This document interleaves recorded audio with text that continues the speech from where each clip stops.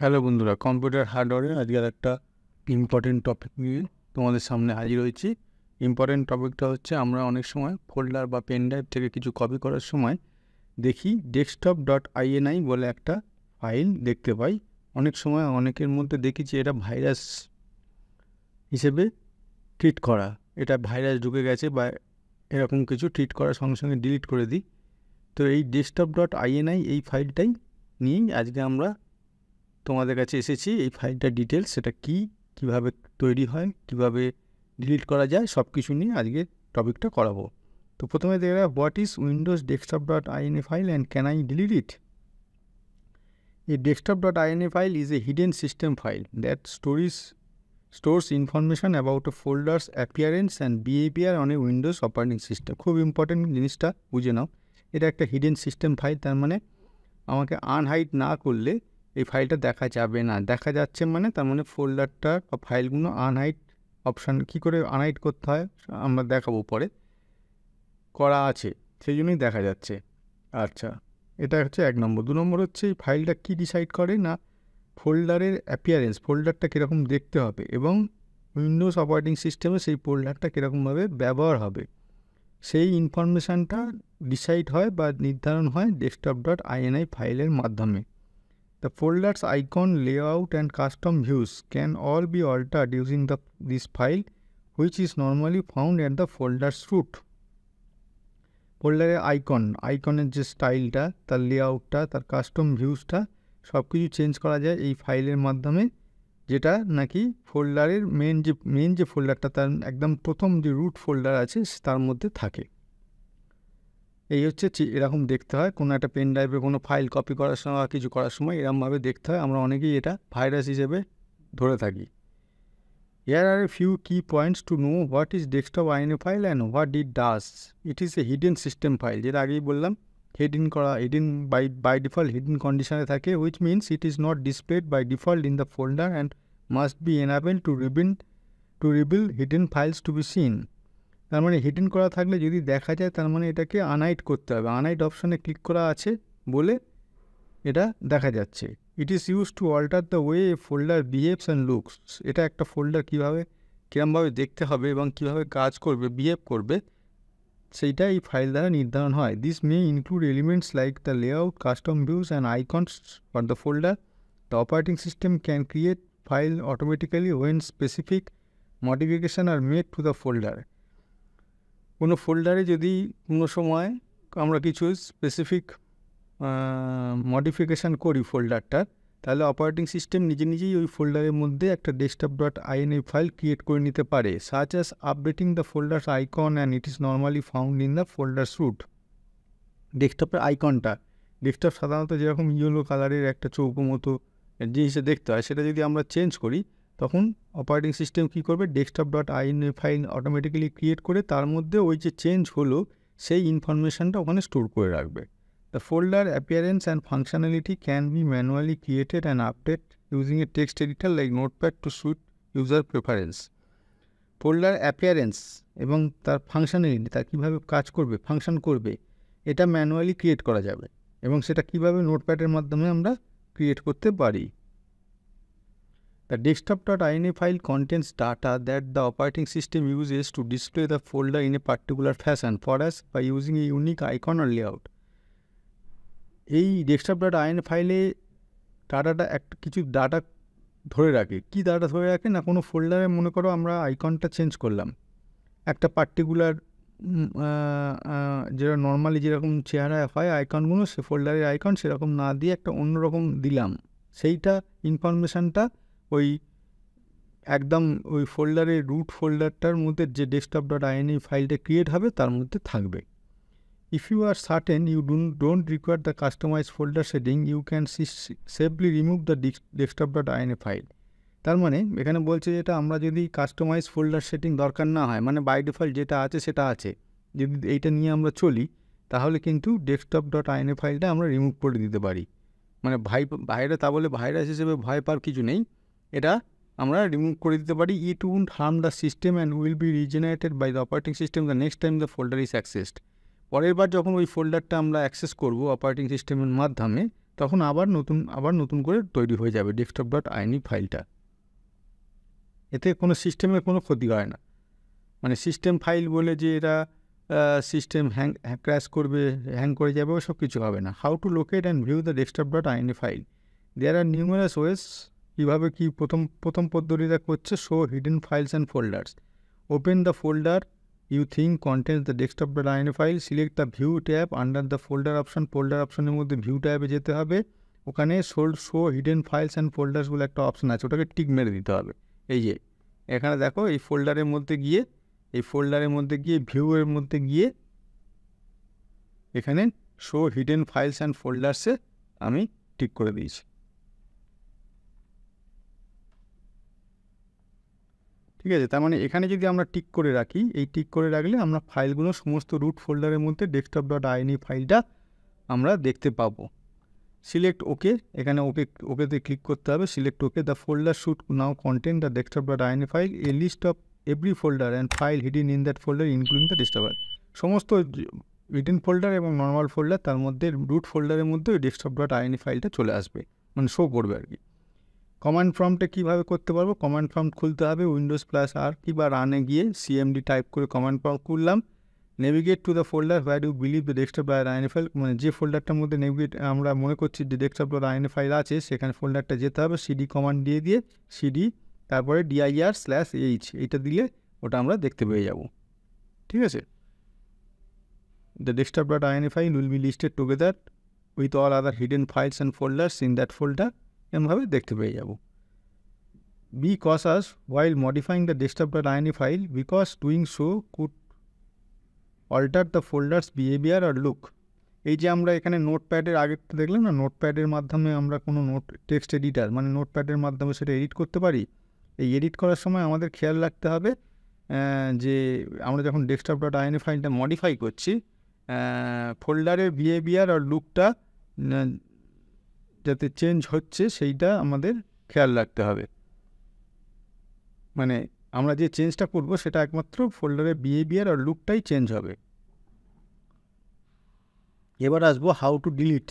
Simply এটা delete কীভাবে করবো, simply select the desktop dot ini file, press the desktop dot ini file, select it. এবার delete press করতে হবে, keyboard থেকে ইয়েস প্রেস করবো, কনফার্ম করবো, ডিলিট হয়ে যাবে, ব্যাস সিম্পল জিনিস।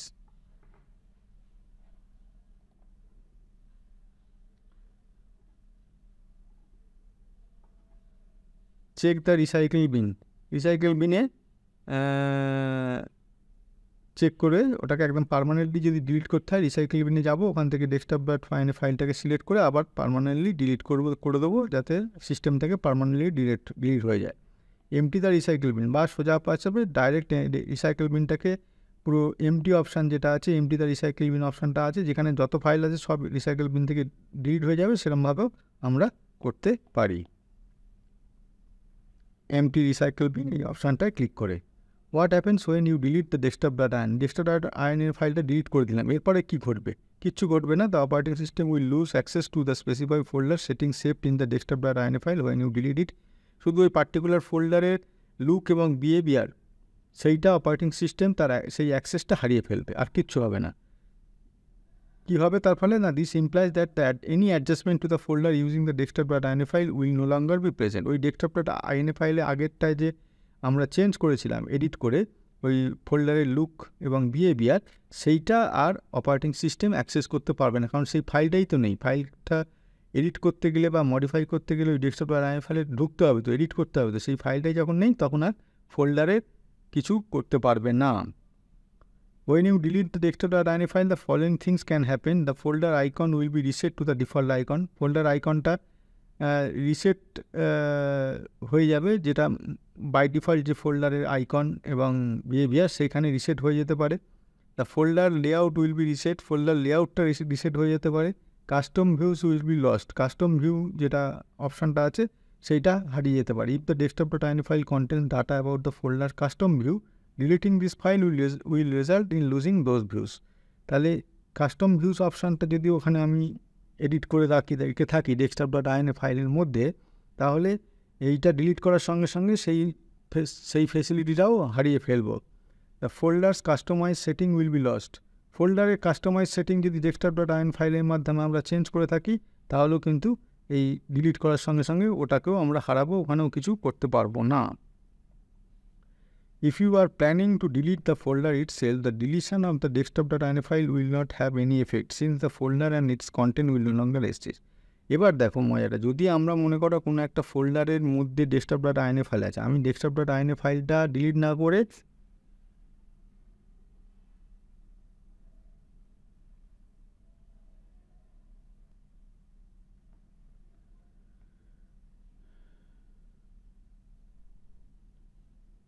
এবার যদি ওই ফাইলটা ডিলিট না করে ওই ফাইলটা যে ফোল্ডারের মধ্যে আছে ডিলিট, সেই ফোল্ডারটা শুদ্ধ ডিলিট করে দিই, তাহলে মজাটা হবে যেটা কি, তাহলে আমাদের কোনো দায়িত্ব রইল না। কারণ ফোল্ডারের যে এই যে অপশানগুলো, folder will be icon will be reset, folder layout will be reset, custom view will be lost, ফোল্ডারটাই তো আমরা ডিলিট করে দিচ্ছি। সুতরাং সেই ফোল্ডারটা আর কোনো মডিফিকেশান এডিট এটা ওটা করার আর কোনো দরকার পড়বে না। সুতরাং desktop.in ফাইল ডিলিট হোক আর যা পারে হোক, কোনো কিছু এফেক্ট হবে না। এটা একটা পার্থক্য আছে, শুধু ফাইলটা ডিলিট করা, ফাইলের মধ্যে যে ফোল্ডারের মধ্যে ফাইলটা আছে সেই ফোল্ডার শুধু ডিলিট করা। How to prevent creation of the desktop.in file, এটা যে অটোমেটিক এটা আবার তৈরি হয়ে যাবে, সেই ফোল্ডারটাকে অ্যাক্সেস করলে যে তৈরি হয়ে যায়, অপারেটিং সিস্টেম তৈরি করে নেয়, সেটাকে আমরা কীভাবে প্রিভেন্ট করব যাতে এই নতুন করে তৈরি হবে না। সেটা তৈরি হবে না কীভাবে প্রিভেন্ট করব? Use group policy, open the local group policy editor by pressing the Windows R key রানে গিয়ে gpedit.msc অ্যান্ড প্রেস এন্টার। তারপরে ইউজার কনফিগারেশনে যেতে হবে, তারপরে অ্যাডমিনিস্ট্রেটিভ টেমপ্লেট যেতে হবে, তারপরে উইন্ডোজ কম্পোনেন্ট যেতে হবে, তারপরে ফাইল এক্সপ্লোরার যেতে হবে। এখান থেকে গিয়ে কী করতে হবে? Turn off the caching of thumbnails in hidden থাম্বসার.dab, এটাকে অফ করে দিতে হবে। ঠিক আছে, এটা খুব ইম্পর্টেন্ট জিনিস। এটাকে যদি অফ করে দিই তাহলে ওই নতুন করে আর রিক্রিয়েশন হবে না desktop.in ফাইলটা। যেটা একটু আগে বললাম যে অপারেটিং সিস্টেমের মাধ্যমে যদি যে ফোল্ডার থেকে আমরা desktop.in ফাইলটা যদি ডিলিট করেছি সেই ফোল্ডারে আবার যদি ঢুকি, অপারেটিং সিস্টেম অটোমেটিক্যালি আবার তখনকার মতো তৈরি করে নেয়। তখনকার যা ফোল্ডারের যা ফিচার্স আছে বা লেআউট আছে, আইকন আছে, সেই অনুযায়ী একটা ফাইল তৈরি করে নেয়। তাহলে সেইটাকে আটকানোর জন্য এই গ্রুপ edit.msc করতে হবে, তারপরে ইউজার কনফিগারেশনে যেতে হবে, তারপরে অ্যাডমিনিস্ট্রেটিভ টেমপ্লেট যেতে হবে, তারপরে উইন্ডোজ কম্পোনেন্ট যেতে হবে, ফাইল এক্সপ্লোরার যেতে হবে, এ করে করে নিতে হবে। এই যে ঠিক আছে, এখান থেকে গিয়ে যে টার্ন অফ, এটাকে এখানে এনাবেল করে দিয়েছে। এখানে ডিসেবল ছিল বা নট কনফিগার ছিল, এটাকে এনাবেল করে দিলেই আর নতুন করে রিক্রিয়েশন হবে না। This will prevent the operating system from creating desktop.in files or folders. Registry key মাধ্যমে কীভাবে করবো? রেজিস্ট্রি এডিটারের মাধ্যমে কী করবো? রেজ এডিট টাইপ করবো, রানে গিয়ে রেজ এডিট টাইপ করে এইখানে ঢুকতে হবে। এই এই এই পাথটাকে এই পাথে ঢুকতে হবে, মানে শেষকালে উইন্ডোজ এই পাথে যেতে হবে। তার আন্ডারে কারেন্ট ভার্সান, তার আন্ডারে এক্সপ্লোরার, এই ভার্সানে যেতে হবে। তারপরে ওখানে ডবল ক্লিক করে অলওয়েজ আনলোড ডিএলএল, এখানে সেভ এর ভ্যালু 1-এ সেট করে দিতে হবে। এর ভ্যালু অন্য কিছু থাকবে, এর ভ্যালুটা 1-এ চেঞ্জ করে ওটাকে সেট করে দিতে হবে। দিয়ে রেজিস্ট্রিটাকে ক্লোজ করে দেবো, তাহলেও রিক্রিয়েশন বন্ধ হয়ে যাবে।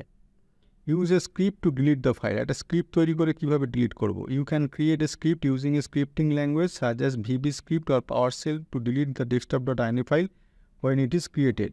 This script can be scheduled to run automatically regularly, ensuring that the desktop.in file is deleted before it can be used. এটা ততটা জনপ্রিয় নয় যতটা জনপ্রিয় 2 নম্বর আর এই 1 নম্বর।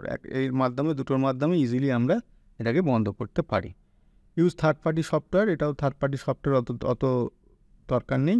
এখানে থার্ড পার্টি সফটওয়্যার ইউজ করে প্রথম দুটো করলেই সোজা, প্রথম দুটো করলে হয়ে যাবে। আচ্ছা, এখানে যদি আমরা রিক্রিয়েশনটা বন্ধ করে দিই তাহলে কী ঘটতে পারে? Preventing the recreation of the desktop.in file will also prevent any custom settings or customization made to the folder using the desktop.in file.